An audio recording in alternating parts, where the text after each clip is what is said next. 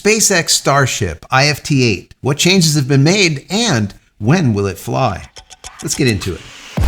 Hey everybody, welcome back to the channel. Thank you so much once again joining me for tea time, but I'm without tea. And I hope you have maybe your cup of tea, cup of coffee, hanging out, talking tech, talking photo, talking video. Today is a technology day. We'll be talking about SpaceX Starship IFT-8. The next one to launch. When will it launch? What kind of changes have been made? What is going on? And we want to get into that today so I can break it all down for you and we'll get an idea when we can hang out again and watch this launch. These are really a big deal to me, and that's why I won't miss any of them, because it's really an accomplishment of just mankind in general. How in the heck can we do this, right? But we do. It's amazing. Anyways, I was reading a bunch of articles. I threw them all together so that I can give you this information. And then at the end, I'll give you a little bit more of a deeper dive into it, what changes were made and whatnot as I did my research. So hopefully you'll get some good information in this video. And if you're looking for more information about SpaceX Starlink, I put together over 420 videos just for you. How-tos, tips, tricks, what to do, what not to do, what to buy, what not to buy, and of course the why behind everything. I'll put a link right, don't click on it yet, I'll put a link right here. So when you're done watching this video, go click there and you'll be able to see, once again, 400 plus videos, 420 I believe now, plus videos. Also, if you just want to say thank you for all of my hard work on this channel, there's a little thank you button right down here. You can click on that, give $1 or $2 if you like. If not, it's perfectly fine. The video is still free. Consider becoming a member of the channel. That would be even better. And if you like the content, throw it a thumbs up. That is very helpful. Don't forget to subscribe and like and do all that stuff. Share. Sharing is one of the most important things, according to what we understand with YouTube. Share. Share the video, share the channel. That would be awesome. And finally, if you haven't downloaded any of my ebooks, check them out. They're free for you being here. Go to JCristina.com/books. Once again, JCristina.com/books. So, now the promotion is done, let's get right into the story. Starship IFT-8, a journey to the edge of tomorrow. In the quiet, almost desolate landscape of South Texas, SpaceX's starbase buzzes with electricity of imminent discovery. Here, the future of space travel is not just a dream, but engineered. The 8th Integrated Flight Test, or IFT-8, of the Starship looms on the horizon, a beacon of what's possible when human ingenuity meets the vastness of space. The unseen preparation. Behind the scenes, the preparation for this test flight is a complex symphony of technology and human effort. Starship, with its gleaming exterior, has been subject to cryogenic testing, where it's filled with supercooled propellant to mimic the conditions of launch. Meanwhile, Booster 15 has undergone its own trials, passing a static fire test where all 33 Raptor engines are ignited, a true testament to SpaceX's engineering prowess. The shadow of IFT-7, which ended in flames due to a propellant system failure, hangs over this new endeavor. But from the debris, SpaceX has risen, making unseen modifications to the engine firewall, turning every past failure into a stepping stone for success. Regulatory ballet. The dance with the FAA, or the Federal Aviation Administration, is both delicate and necessary. After the mishap of IFT-7, the FAA put a hold on Starship's flights, demanding a thorough investigation and proof of corrective measures. This regulatory oversight ensures that each step towards the stars is taken with Earth's safety in mind, balancing the thrill of exploration with the weight of responsibility. The promise of reusability. At the heart of IFT-8 lies a groundbreaking ambition, the potential to catch both the booster and the Starship upon their return. This isn't merely about launching, it's about the advancing of how we think about space travel's economics. The chopsticks, arms of Mechazilla, the launch tower, stand ready for this moment, potentially heralding a new era of reusable rocketry. The community's pulse. The anticipation isn't contained within Starbase alone. It reverberates through the SpaceX community on platforms like X. Each update, from the mundane to the monumental, is a thread in the tapestry of this shared adventure. It's not just about witnessing a rocket flight, it's about being part of a dream, a collective push towards the unknown. the countdown to a new era. As we stand on the brink of discovery, the exact date of Starship, or IFT-8, remains veiled, yet the signs point to February 24th, 2025. We got a date, guys.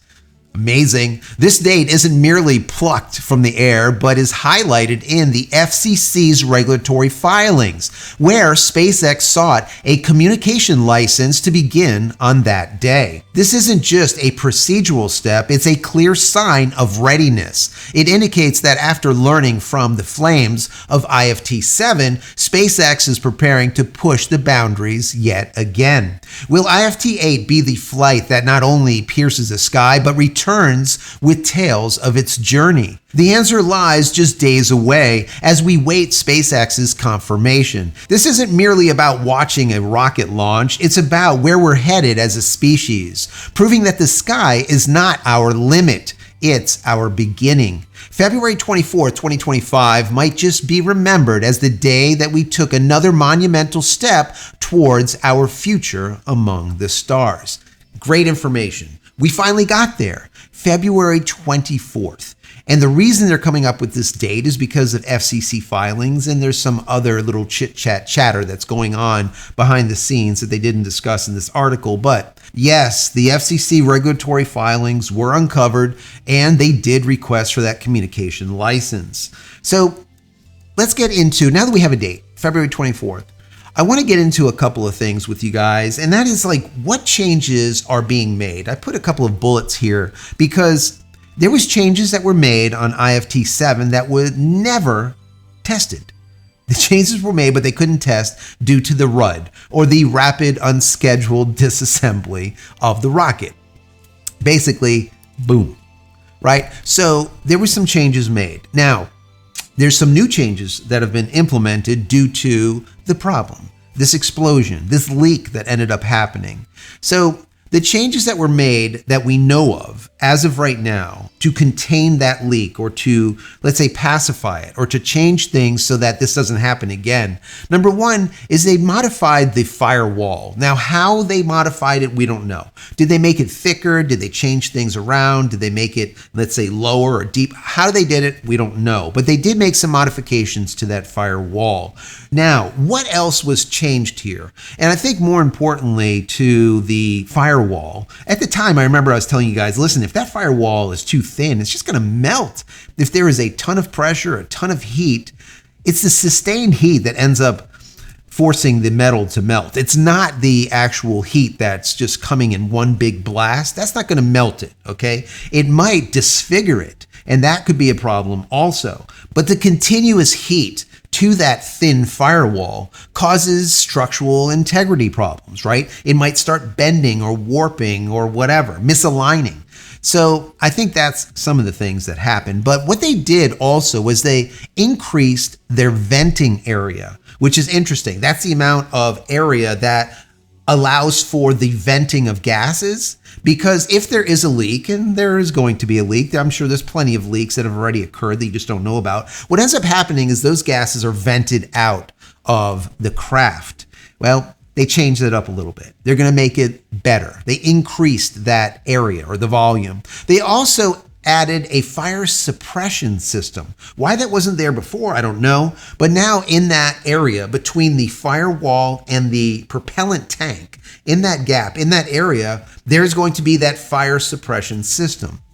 Simply makes sense. Also, they're going to do some advancing in leak checking, because obviously if there's a leak, it's a problem. You don't want any leaks, but if there is a leak, which is almost inevitable due to vibration and other issues, they are doing these checks. They're probably going to do more checks. They're going to take a look at seals, O-rings, all the rest of the stuff to try to upgrade them and to be able to make them so they don't leak. But the venting system, as well as that fire suppression system, is really what's going to end up taking care of any type of explosions or burning that happens between that gap between the firewall and the propellant, the tanks, which is not a good place to have a fire, right?